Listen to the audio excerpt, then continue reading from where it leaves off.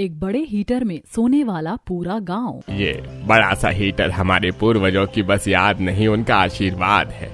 किसको पता था कि ये हमारे दिन बदलने के काम आएगा। इसको निकालने से पहले गांव की हालत क्या थी और इसको निकालने के बाद अब क्या हो गई है। बहुओं, अब इसका पर्दा गिरा दो। इस चीज में वैसे तो जान नहीं है, लेकिन ये दिल के इतने करीब हो गया है कि इसको देखता हूँ तो छाती चौड़ी हो जाती है, और रखने की बारी आई है तो दिल भर रहा है। ये हमारे गांव की शान है। कभी सोचा भी नहीं था कि ये चीज जिसको हमने आधी रात को ढूंढा था हमें ये दिन दिखाएगी। चलिए भाभी, अब आप पर्दा गिरा दो और जहाँ ये था इसको वहीं रख दो। मोना के बोलने पर सोना ने पर्दा गिरा दिया, जिससे कि पूरा हीटर ढक गया, और जहां से उनको निकाला गया था बहुओं ने उसको वहीं रख दिया। लेकिन देखने की बात यह थी कि आखिर वो लोग एक मशीन को देख ऐसी बातें क्यों कर रहे थे। ऐसा क्या जुड़ा हुआ था उस मशीन के साथ जो गांव वाले इतने उदास हो रहे थे। जानने के लिए कहानी में पीछे चलते हैं। मोना, देवर जी ने काम के बारे में कुछ बताया था क्या? बड़े ही आस के साथ उन सभी लोगों ने काम शुरू किया था ना फल बेचने का। मैंने कल नकुल जी से पूछना तो चाहा था, लेकिन उन्होंने मुझे बताया नहीं। ये जो उन्होंने नया काम शुरू किया है वो चल तो रहा है ना? सच बताओ ना भाभी, तो ये काम भी नहीं चल रहा है। यहाँ इस गांव में हम समेत बस सभी मजबूर लोग ही तो रहते हैं। अगर इतने मजबूर लोग होंगे तो कौन ही अपने घरों में फल वगैरह लेकर जाएगा? सभी के पास खाने के भी लाले हैं। सही कहा बहू ने। जब लोगों के पास अभी खाने के भी लाले हैं तो कौन अपने घरों को फल फ्रूट लेकर जाएगा? आज भी इस किड़किड़ाती ठंड में मेरे बेटे ठेला लेकर निकले हुए हैं। भगवान 4 पैसे के तो फल उनके बिकवा ही देना। हाँ भगवान, जब ये कुछ लेकर आएंगे तभी घर में चूल्हा जल पाएगा। शांति के घर में उसकी दोनों बहुएं और सभी घर वाले परेशान थे। शांति एक बेहद ही गरीब औरत थी जो कि गरीब से गांव में ही रहती थी। उनके गांव का नाम उजाला गांव था, लेकिन अगर गांव की हालत को देखा जाता तो वहां गांव कहीं से भी उजाले से भरा हुआ नहीं था। उस गांव में बस सभी लाचार और मजबूर लोग रहते थे जिनके पास कुछ भी नहीं था। वहां गरीबी थी, बेरोजगारी थी और बस कुछ ही परिवार वहां रहते थे। छोटा होने की वजह से वहां सरकार का भी ध्यान नहीं जाता था और सभी लोग मजबूरी में बस अपना वक्त गुजार रहे थे। ऐसे में ही अब सर्दी आ चुकी थी और सभी लोगों की हालत खराब थी। माँ भाभी, बहुत ठंड है आज तो। सच में आज की जैसी सर्दी किसी दिन नहीं हुई है। ना ही सूरज निकल रहा है और हवा भी चल रही है। हाँ, तो घर के अंदर ही रहो, क्योंकि घर से निकलना सेहत के लिए हानिकारक हो सकता है। अरे नकुल जी और विराट जी भी आ जाए, कुछ खाने को ले आएंगे तो उसमें हो जाएगा। नहीं तो ये सर्दी तो लगता है कि हमें मार ही डालेगी। काफी इंतजार करने के बाद दोनों बहुओं के पति घर आए। उनके कपड़े ओस की वजह से गीले थे। सर्दी की वजह से शरीर थर थर कांप रहा था और ऐसे में ही उनके चेहरे पर बस उदासी और हार ही नजर आ रही थी। आ गए मेरे बच्चे। अरे नकुल, विराट, आ जाओ। यहाँ आग जल रही है, आकर इसके ऊपर को सेक लो। आओ आओ आओ। नहीं बाबा, ये सर्दी अगर जान ही ले ले तो अच्छा रहेगा। सही कहा भैया ने, अब तो जीने का दिल ही नहीं करता है। कैसी बात कर रहे हैं आप? आपका दिमाग तो ठीक है? क्या हुआ भैया? आपके फल आज भी नहीं बिक पाए क्या? भैया, आप दोनों ही तो हम लोगों की हिम्मत और सहारा है। अगर आप लोग ही ऐसी बातें करेंगे तो हम तो जीते जी मर जाएंगे ना। पागल हो गए हैं ये दोनों, तभी तो ऐसी बातें कर रहे हैं। अरे किसने बोला है तुम्हें कि तुम ऐसे सोचो? आज नहीं बिके तो क्या हो गया, कल को बिक जाएंगे। तुम बस हिम्मत को नहीं हारो। आओ, सारे कपड़े तुम्हारे ओस से गीले हो गए, यहाँ आकर थोड़ी सी सेक लगाओ। और खबरदार, जो आज के बाद फिर कभी ऐसी बात की तो। शांति की बात को सुनकर नकुल और विराट आग के पास को बैठ गए। बिल्कुल शांति की ही तरह सारे गांव के घरों का ऐसा ही हाल था। न किसी के घर में ढंग से राशन रहता था, ना ही किसी के पास सर्दी से बचाव के लिए सामान था। आज के दिन शांति के घर वालों ने सूखी हुई रोटी खाकर अपना गुजारा किया और ऐसे ही न जाने कितने परिवार भूखे ही सो चुके थे। ऐसी सिलसिला जारी था और आज के दिन नकुल और विराट बाहर अपने फल लेकर खड़े हुए थे। फल ले लो, ताजे ताजे अमरूद, अमरूद ले लो, सर्दी की जान अमरूद ले लो। खाओगे तो खाते ही रह जाओगे, फल ले लो। भैया रहने दो, इस मजबूर गांव में कौन ही हमारे अमरूद लेने को आएगा? ये आवाज लगाने से आपका गला बैठ जाएगा। दवा के लिए भी हमारे पास पैसे नहीं है, इसलिए आवाज मत लगाओ। हमने जब से सर्दी शुरू हुई है इतने पैसे भी नहीं कमाए हैं कि हमारे पहनने को एक स्वेटर भी आ जाता। क्या जिंदगी है ये विराट। क्या पता भगवान जी ने क्यों ही इस धरती पर हमें भेजा है। उन्हें वैसे हम जैसे लोगों को परेशान होते देखकर मजा आता है शायद। कि देखो कैसे ठंड और भूख से मर रहे हैं। विराट और नकुल सर्दी से कांपते हुए एक दूसरे से ऐसे ही शिकवे गिले कर रहे थे कि तभी वहां उनके ही गांव का एक और आदमी पूरब आता है। अरे भाई कैसे हो, कुछ बिका या नहीं? अरे हम जैसे गरीबों का कहाँ कुछ बिकता है। अरे सही कहा, मैं भी सुबह से ही थोड़ी सी सब्जी लेकर निकला हुआ हूँ, पर कोई खरीदता ही नहीं है। लगता है कि शाम को गौ माता को ही खिलानी पड़ेगी। पूरब भाई बुरा ना मानो तो एक क्या बात बोलूं, तुम हमसे अमरूद ले लो और हमें थोड़ी सी सब्जी दे दो। अरे हाँ, ये तो ठीक है, मेरे बच्चे फल खा लेंगे और तुम्हारे घर चूल्हा जल जाएगा, ले लो। पूरब की बात को सुनकर दोनों भाइयों को खुशी हुई। बस फिर क्या था, उन सभी ने आपस में चीजों की अदला बदली कर ली और शाम को दोनों भाई अपने अमरूद ऐसे के ऐसे ही लेकर लौट आए। वहीं पूरब के घर में भी बुरा ही हाल था। राजू, रिंकी, ये लो अमरूद खा लो। अरे वाह बाबा, आप अमरूद लेकर आए हो। माँ अमरूद काट कर दो ना, हम खाएंगे। नहीं बच्चों, अब रात हो रही है और अमरूद तो बेहिसाब ठंडा होता है। जी आप अमरूद क्यों ले आए हो? पहले ही ठंड कम पड़ रही है क्या? अगर बच्चों को कुछ हो गया तो ठंडे ठंडे अमरूद खाएंगे, बच्चे कहीं बीमार ना हो जाए। माँ खाने दो ना, वैसे भी हमें मिलता ही क्या है। बाबा आज तो कुछ लेकर आए, खाने दो ना। कोई बात नहीं, खाने दो बच्चों को, किस चीज के लिए तरसाएंगे इन्हें, अब अगर मिल रहा है तो खाने दो। पूरब की बात को सुनकर सोनल ने भी कुछ नहीं बोला और उसने बच्चों को अमरूद काट कर दे दिया। खाने के बाद बच्चों को बहुत जोरों से ठंड लगने लगी। माँ बहुत जोरों से सर्दी लग रही है। देखा, लग गई ना ठंड। क्या कहा था मैंने कि मत खाओ अमरूद। एक तो पहले ही घर में कुछ नहीं है और अब तुम मुझे कांप कर दिखा रही हो। बच्चों आ जाओ, बाहर आ जाओ, मैं आग जला रहा हूँ। हाँ जी, शाम ही हो रही है, जल्दी से आग जला लीजिए, मुझे भी अब सर्दी लग रही है। पता नहीं सर्दी तो किस बला की हो रही है। अरे ये लकड़ियां भी सील रही हैं, न जाने कितनी देर के बाद इनमें आग जलेगी। पूरब ने बहुत ज्यादा कोशिश की और पूरी कोशिश करने के बाद उसने आग जलाई, जिसके बाद उसके बच्चों और घर वालों को सुकून सा मिला। वहीं दूसरी तरफ, अरे पूरब, आग जलाई है, हेमा यहीं आ जाओ। अरे हेमा चाची आ जाइए, यहाँ आग जल गई है। ठीक है, आ रही हूँ। हाय हाय भगवान बचाए, सर्दी से तो मार दिया रे। ऐसे ही पूरा गांव एक दूसरे से काफी अच्छे से बोलता था और एक दूसरे के काम में भी आते थे। सभी ऐसे ही मुसीबत में वक्त गुजार रहे थे और बस सभी को एक ही उम्मीद थी और उसी उम्मीद से जी रहे थे कि एक दिन सभी कुछ ठीक हो जाएगा। ऐसी सिलसिला जारी था और सर्दी कम होने का नाम ही नहीं ले रही थी। न किसी के घर में ठीक से राशन था और न ही सर्दी से किसी को सुकून था। ऐसी आज की रात नकुल और विराट के परिवार की सर्दी और भूख से हालत खराब थी। माँ बाबा ये ओढ़ लीजिए, वैसे भी हमारे पास है ही क्या जो हम आपको दें, बस ले लेकर एक फटी हुई रजाई ही है, इसको ही ओढ़ कर बैठ जाइए, सर्दी कुछ कम लगने लगेगी। ला बेटा दे दे, और सुन तुम लोग भी आग जलाकर बैठ जाओ, क्या है ना सर्दी आज बेहिसाब है, कुछ देर को आग पर सेक लेना खुद को। जाने दो माँ, क्यों जलवाती हो आग वाग, 1 घंटे को आग जलेगी और 1 जन्म तक सर्दी लगने लगेगी। लकड़ी भी इतनी नहीं है कि बस सारी रात आग जलती रहे, ऊपर से भूख इतनी लग रही कि बस पूछो नहीं। आप लोग जितना इस सर्दी और लाचारी को महसूस करेंगे ये आपको उतना ही तंग करेगी। इससे अच्छा है कि आप इसके बारे में सोचे ही ना, क्योंकि जब आप सोचोगे ही नहीं तो लगेगी नहीं। और माँ बाबा ये लीजिए, ये डब्बे में कुछ चावल पड़े थे, इन्हें उबाल दिया है, थोड़े थोड़े सभी के हिस्से आ जाएंगे, इनसे और पानी से पेट भर लीजिए। कितने मजबूरी भरे दिन है बाबा, कहाँ से आप बोलते थे कि ये गांव पहले बहुत ही खुश नसीब हुआ करता था। मैंने तो यहाँ की बर्बादी में ही आंखें खोली है। अरे बेटा, जब हम बच्चे थे ना तब यहाँ के लोगों का काम अलग था। हाँ, लेकिन जब इनके साथ के सभी लोगों ने देखा ना कि ये जगह तरक्की कर नहीं रही है तो उन्होंने इस गांव को छोड़ दिया और तुम्हारे बाबा यहीं रहे, जैसे कि ना जाने यहाँ इनके कौन से खजाने गड़े हुए थे, और आज इनकी वजह से ही हमें ये जिंदगी जीनी पड़ रही है। अच्छा, तो जो लोग छोड़ कर गए थे तुम उनसे शादी कर लेती, तुम क्यों यहाँ ब्याह कराई? मेरा बस चलता ना तो मैं कभी तुमसे शादी ना करती, बुढ़े आदमी। अरे अरे क्यों लड़ रहे हो तुम दोनों लोग?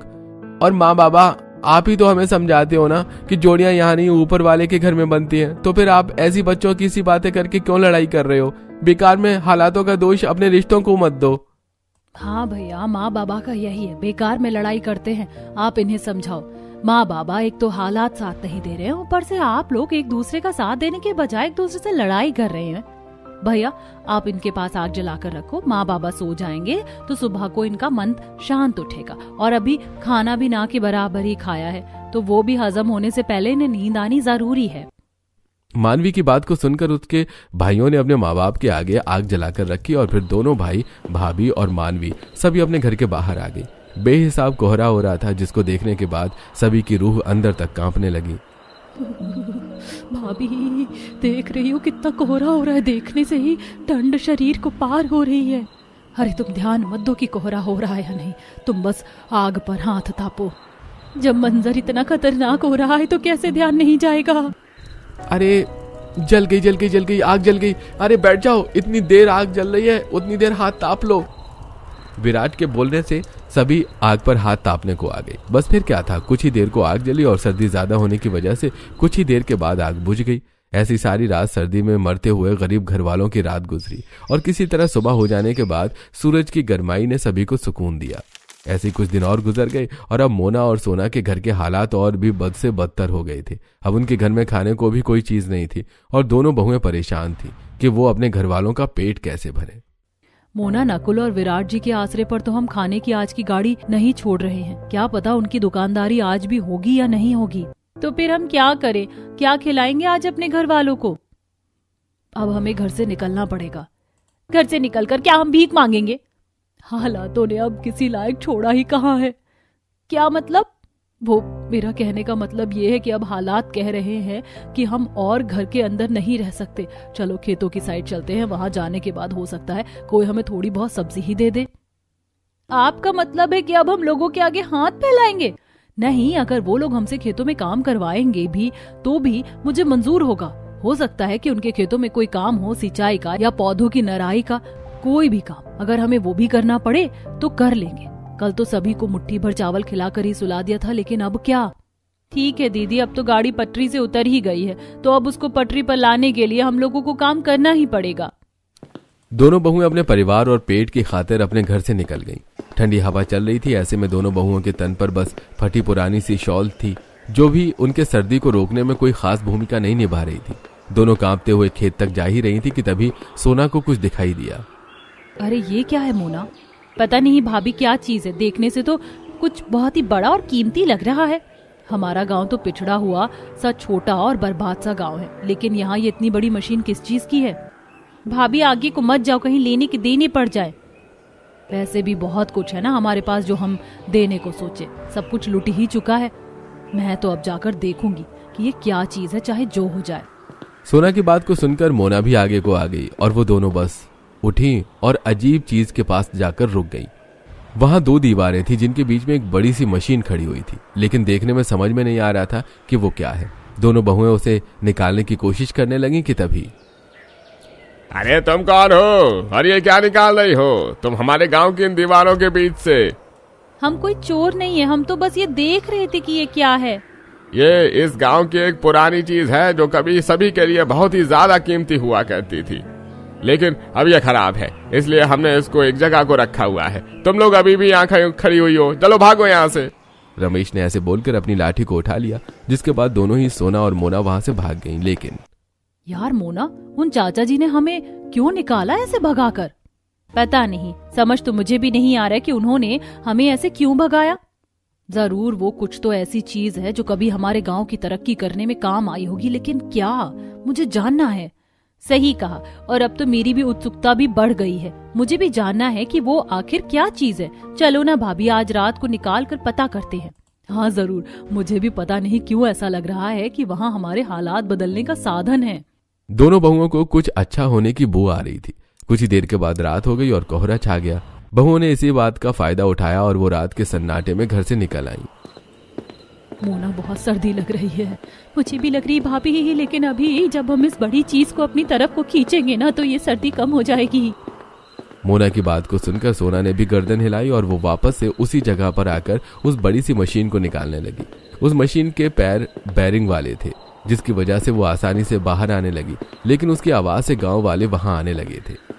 हाँ मोना, बस ये निकलने ही वाली है, बस थोड़ा सा और बाहर की तरफ को खींचना है, ऐसे ही, शाबाश, जोर लगाकर, शाह।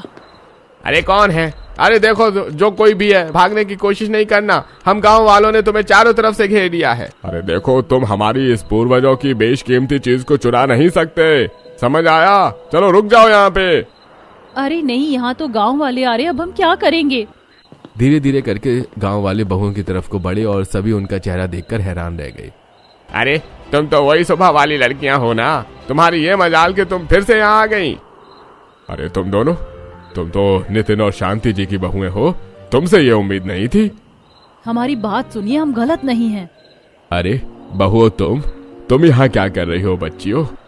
बाबा, हमें गलत नहीं समझना, हम यहाँ किसी गलत इरादे से नहीं आए हैं। अरे वाह नितिन वाह, क्या बहुएं हैं तुम्हारी भाई। अरे गरीबी और ठंड तो सभी के लिए बराबर है इस गांव में, लेकिन सोचा नहीं था कि ये गांव की प्रॉपर्टी को आधी रात को बेचकर माला माल होने के सपने देख रही होंगी। रमेश, ज्यादा नहीं बोल, है? मेरी बहुएं ऐसी नहीं है, वो जरूर यहाँ किसी और काम से आई होंगी। बहुओं बताओ। बाबा, पहले तो ये बताइए कि ये बड़ी सी मशीन है किस चीज की? हम नहीं जानते हैं कि ये क्या है, और हम इसको इसीलिए निकाल रहे थे कि हम इसको बेचेंगे। हम तो इसे इसीलिए देखना चाहते थे कि पूरा गांव इतना परेशान है, अगर ये मशीन किसी काम आ गई तो गांव के लोगों का भला हो जाएगा। ये क्या है? ये तुम्हें पता नहीं है? ये हीटर है, हीटर, हमारे पुरखों का बनाया हुआ, लेकिन अब इसका कोई फायदा नहीं है क्योंकि ये खराब हो चुका है। ये हीटर है? इतना बड़ा हीटर? तो क्या खराबी है इसमें? अगर हम इसको ठीक कर दें और ये चलने लगे तो सभी गांव वालों को इस सर्दी से कुछ राहत मिलेगी, सभी की नींद पूरी होने लगेगी। बोलिए। लेकिन बहुओं, बताया तो है कि ये खराब है, तो फिर? ये दोनों बहनें कुछ कम सुनती हैं क्या? आप लोग हम लोगों को बस एक बार एक मौका दे दीजिए। हमारी एक सहेली है काव्या, वो ये सारे काम करने में बहुत ही अच्छे से जानती है। अगर आपकी इजाजत हो तो क्या हम उसको ये दिखाकर देख लें? वो इंजीनियर है और मुझे यकीन है इस हीटर की दिक्कत को वो अच्छे से समझ लेगी। अरे चलो, ये काम औरतों के बस का नहीं है। इस हीटर पर एक गांव वाले का बराबर अधिकार है, क्योंकि इसको हमारे सभी बड़ों ने मिलकर ही बनाया था। वैसे भी ये खराब ही तो है, तुम एक दांव लगाकर देख लो। बहुओं को हीटर को ठीक करवाने की इजाजत मिल गई। बस फिर क्या था, अगले ही दिन उन्होंने अपनी सहेली काव्या को बुला लिया, जो कि इलेक्ट्रिक इंजीनियर थी, और काव्या उस बड़े हीटर को देखने लगी।